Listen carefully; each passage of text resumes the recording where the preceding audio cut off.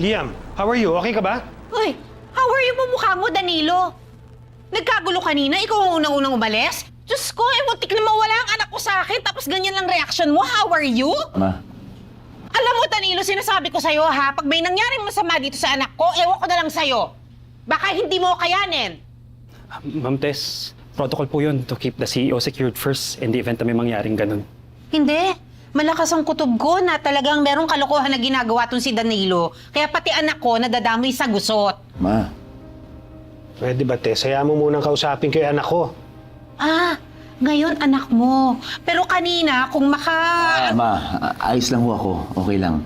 Dad, I'm okay. Mabuti naman. Pinaimbestigahan ko na yung matandang sumugod. Kailangan panagutan niya sa batas ang ginawa niya. Bakit? Ipapakulong niyo siya? Aba, siyempre. He went there with the intent to kill. Frustrated murder yun. Pero Dad, kanina sa mga sinabi niya parang ako yung may atraso sa kanila eh. Oh, ano gusto mo mangyari? Gusto ko lang malaman kung bakit niya nagawa sa akin yun. Gusto ko siya makausap. Liam, I forbid you to do that. Hindi mo iniisip, baka mamaya may mga ibang kasamahan yun. Hindi ka pwedeng mapahamak.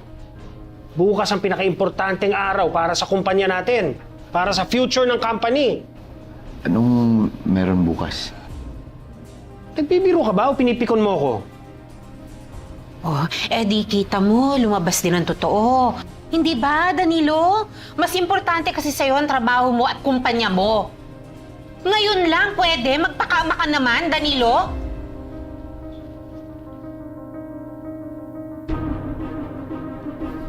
Mabuti pa.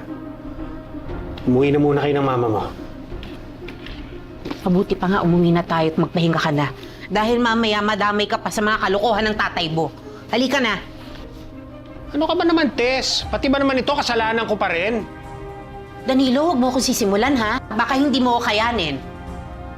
Tama lang. Halika na. Papadala akong security drone para bantayan kayo.